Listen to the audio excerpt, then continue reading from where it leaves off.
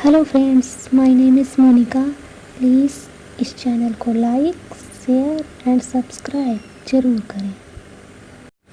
आज मैं लाई हूँ आप लोगों के लिए मैथ्स के क्वेश्चन, तो आइए सॉल्व करते हैं। पहला क्वेश्चन है 5, 10 और 35 के सबसे छोटे सार्वगुणज और सबसे बड़े सार्वगुणनखंड का अंतर है। 5, 10 और 35 का सबसे छोटा गुणज 70 होगा।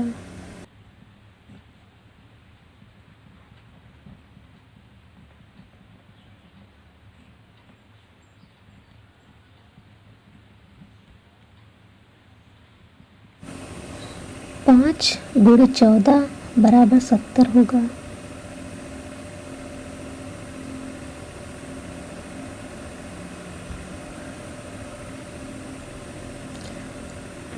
दस गुणे 7 बराबर 70 होगा और 35 गुणे 2 बराबर 70 ही होगा, क्योंकि 70 सबसे छोटा सार्वगुणज है। सबसे बड़ा सार्वगुणनखंड 5 होगा, क्योंकि क्वेश्चन में बोला है सबसे बड़े सार्वगुणनखंड, यानी 5, 10 और 35 का सबसे बड़ा सार्वगुणनखंड 5 ही होगा, 5 होगा। और इसका मासा भी 5 ही होगा। 5, 10 और 35 का मासा भी 5 ही होता है। तो 70 माइनस 5 निकालेंगे तो 65 आ जाएगा हमारा आंसर। ये हुआ पहला क्वेश्चन।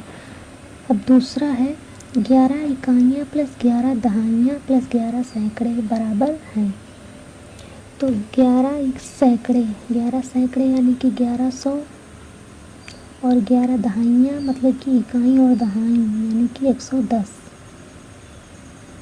और फिर 11 इकाइयाँ मतलब कि 11 इकाई खुद है, 11 इकाई खुद है। तो इसको ऐड कर लेंगे तो पूरा आ जाएगा 1, 2, 2, 1। यही हमारा आंसर हो जाएगा। तीसरा क्वेश्चन है संख्या 12, 34, 5 में 3 के स्थानीय मान तथा अंकित मान में अंतर है। तो 12, 34, 5 में 3 के स्थानीय मान यानी कि 300, 12 3 लिखा है, 3 के बाद 4, 5 है तो 4, 5 0 हो जाएगा। स्थानीय मान ऐसे ही तो निकालते हैं, 3, 4, 5 तो 300 हो गया में। और 12, 34, 5 में 3 का अंकित मान मतलब कि 3 खुद हुआ, अंकित मान मतलब कि जो लिखा हुआ है 3 वो 3 अंकित मान है। तो 300 में से अंतर जो होगा उसका 300 माइनस 3 तो बराबर आ जाएगा 297। 297 हमारा आंसर हो गया। फिर चौथा क्वेश्चन है 509 और 3028 का योग है। तो 509 लिखो, 509 और 3000 यानी कि 3 फिर 028 3028 ऐसे लिखा जाता है। तो 3028 प्लस 529 को ऐड कर लेंगे, फिर हमारा आंसर आ जाएगा 7, 8 और 9 7, फिर 3, फिर 5, फिर 3। यही हमारा आंसर हो जाएगा।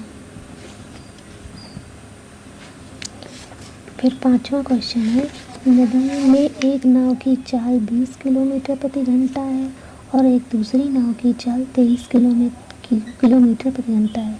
ये दोनों नाव एक ही दिशा में एक स्थान से एक समय पर चलती हैं। 3.5 घंटे पश्चात उनके बीच की दूरी है 3.5 घंटे।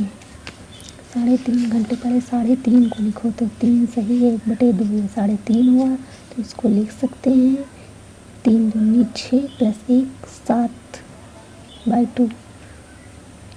ये हो गया 3.5। तो एक नाव बराबर नाव की चाल हो गई 20 किलोमीटर प्रति घंटा है तो 20 गुणे 7/2। तो 2 से 20 कटेगा 10 आएगा और 10 गुणे 7 70 आ जाएगा। फिर दूसरी नाव की चाल है 23 किलोमीटर प्रति घंटा। तो 23 फिर गुणे 7/2। अब इसको जब सॉल्व करेंगे तो आ जाएगा 80.5 ये आता है। फिर एक ही दिशा में चलती, एक ही दिशा में एक स्थान से एक समय पर चलती हैं। तो एक ही दिशा में मतलब कि माइनस हो जाती है। जब एक ही दिशा में चलती हैं तो माइनस हो जाएंगी, जब अलग अलग दिशा से चलती हैं तो वो ऐड हो जाती हैं। तो एक ही दिशा में चलती हैं तो दूरी आ जाएगी इसकी, इसको माइनस कर देंगे तो दूरी इक्वल टू 80.5 माइनस 70। तो ये आ जाएगा हमारा इक्वल टू 10.5 किलोमीटर हमारा आंसर।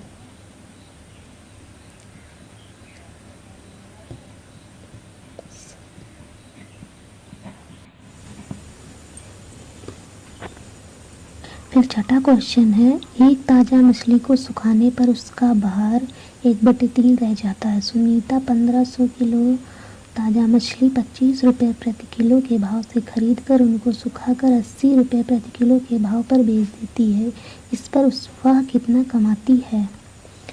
तो एक ताज़ा मछली को सुखाने पर उसका भार 1/3 रह जाता है। तो 1500 किलो ताज़ा मछली है तो 1500 किलोग्राम का 1/3 भाग, तो 1500 गुणे 1/3 ये हो जाएगा हमारा सुखाने पर उसका भार 1/3 रह जाता है। तो 1500 गुणे 1/3, 3 को काटेंगे 1500 से तो 500 आ जाएगा हमारा,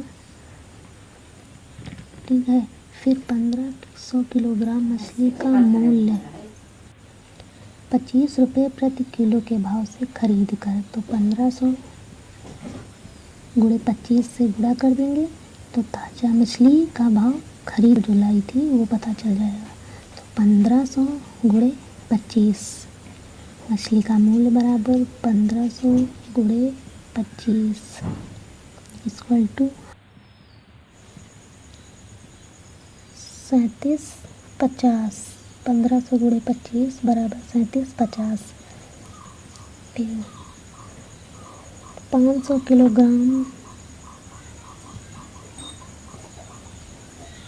जो सुखाने पर भार आया है, फिर उसको भाव पर बेचती है 80 रुपये प्रति किलो के हिसाब से बेचती है। तो जो 500 आया है उसको 80 के हिसाब से करेंगे तो 500 गुणे 80 ये हमारा आ जाएगा बेचने वाला भाव, और जो उसको 25 से उड़ा गए थे वो आया है खरीदने वाला भाव। तो ये आ जाएगा अनुसार किलो के अनुसार मूल्य 500 गुणे 80 बराबर आ जाएगा 40,000। ये बेचने का भाव हुआ। फिर लाभ आ जाएगा जो बेचने पर हुआ है और जो खरीदने पर आया है मूल्य, इसको जब माइनस कर देंगे तो बचा हुआ जो लाभ है वो हमको पता चल जाएगा। तो 40,000 माइनस 3750, फिर इसको माइनस करेंगे तो आ जाएगा 2500 रुपये या वो कमाती है।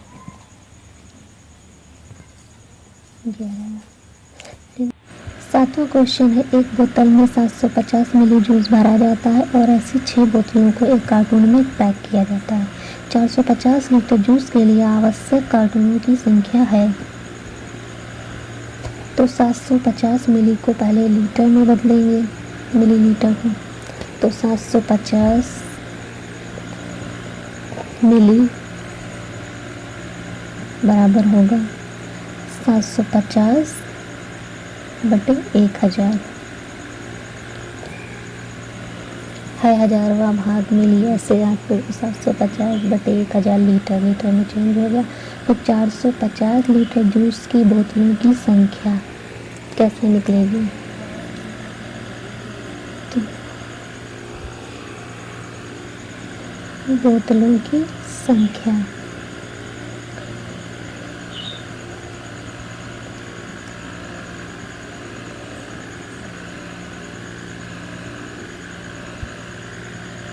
,450 बटे जो मिली को लीटर में चेंज किए हैं तो 750/1000। तो ये बोतलों की संख्या आ जाएगी। 450 जूस के लिए 750 मिली जूस भरा जाता है, तो 450/750 और उस मिली को लीटर में चेंज कर देंगे। तो जो ये 1000 है नीचे ये ऊपर चला जाएगा, 450/750 और ये 1000 ऊपर चला जाएगा, 450×1000। जीरो से जीरो कट जाएगा तो ये पूरा कट कर आ जाएगा हमारा 600 बोतल। 600 बोतल आ जाएगा, बोतलों की संख्या 600 बोतल आ जाएंगी। क्योंकि 6 बोतलों को एक कार्टून में पैक किया जाता है तो एक कार्टून में बोतल आएंगी 6 बोतलों को एक कार्टून में पैक किया जाता है तो एक कार्टून में बोतल आती है 6।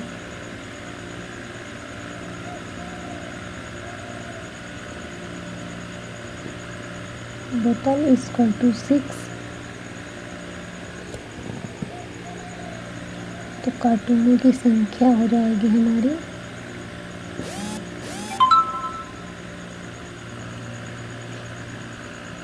600/6। 6 बोतलों को एक कार्टून में पैक किया जाता है तो 600 बोतल आई हैं और 6 बोतल को पैक किया जाता है तो 600/6 बराबर 100 हमारा आंसर आ जाएगा। कार्टूनों की संख्या 100 आ जाएगी।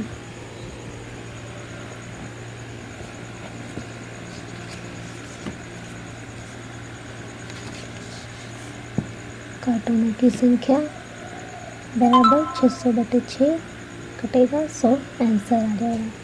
फिर 8वां क्वेश्चन है, किसी आयताकार बक्से की आंतरिक लंबाई, चौड़ाई और ऊंचाई क्रमशः 4 सेंटीमीटर, 3 सेंटीमीटर, 2 सेंटीमीटर है। 8, 6, 6, 4 सेंटीमीटर घनों को पैक करने के लिए ऐसे कितने बक्सों की आवश्यकता हो? आयत का क्षेत्रफल बराबर लंबाई गुणे चौड़ाई गुणे ऊंचाई।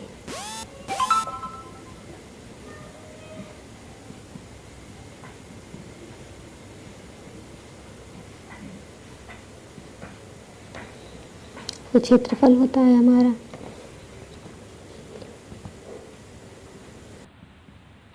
4×3×2 बराबर आ जाएगा 24। तो आयत का क्षेत्रफल आ जाएगा हमारा 24। तो 8, 6, 6, 4 सेंटीमीटर घनों को पैक करने के लिए ऐसे कितने बक्सों की आवश्यकता है? तो बक्सों की संख्या बराबर 8, 6, 6, 4/24। इससे हमारे बक्सों की संख्या पता चल जाएगी। तो इसको काटेंगे 2 से, 1 2 और 3 से 2। और जब 12 से काटेंगे तो हमारा आ जाएगा 3, 6, 1, 361 बक्सों की संख्या आ जाएगी हमारी। ये हमारा आंसर है। Thank you. अगर आपको और क्वेश्चन चाहिए तो नीचे कमेंट करें।